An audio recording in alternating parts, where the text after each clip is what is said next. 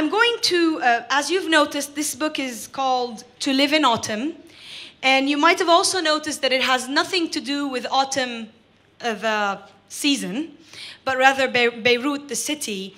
And autumn here for me stands for this limbo that Beirut is always in, between war and peace, between sectarianism and secularism. We can go on and on about all the contradictions that Lebanon and Beirut is. And so that's autumn for me. It's a season that's neither spring or summer nor winter.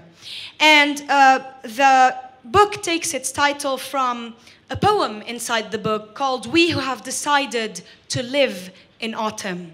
And I read so many of these poems on the stage before, but not this one, because this is very much a quieter, more abstract page poem, but I think you can handle it tonight. There are two personas in this poem.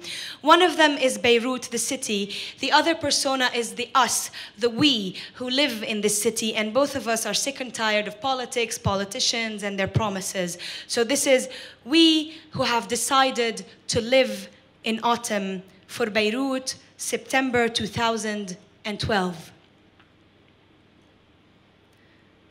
The city's raging reds, her bellowing yellows, her greens, her oranges are not autumn leaves, for they don't know the art of falling. She abandons these poster colors peeling from her body only to be glued again. She abandons them to nuance, to a hint of melancholy on the top of hats. She takes off her shoes, her flip-flops, her nightclub high heels, her army boots, tosses them into the Mediterranean. She lets her hair down, it's long and loose upon her shoulders, ready to resist. We have been cold in the summer with fear at the back of our necks. We lay with blankets over our heads instead of sleeping half naked on balconies. We have burnt in winters, listened to the shooting of words, such empty bullets, learned to stand next to open refrigerator doors just to keep our hearts from melting. We have known springs, springing with cotton candy hope, with promises of pink gazelles in the fields. The city too has learned. She knows how to shed a few bricks without break-in.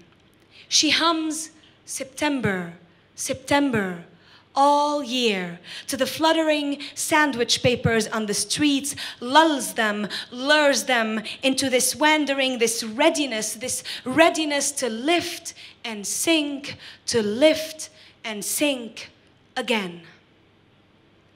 We don't know which fickle gods control the chronology of our seasons, but we have decided to live in this permanent autumn that offers no flowers, yet leaves space enough for the breeze. We don't know when it began, nor when it will end. This unseason we have learned to savor, this infinite in-betweenness. We just look at the sea. We imagine seaweed sprouting out of drowned army boots, taking in the sunlight. Thank you.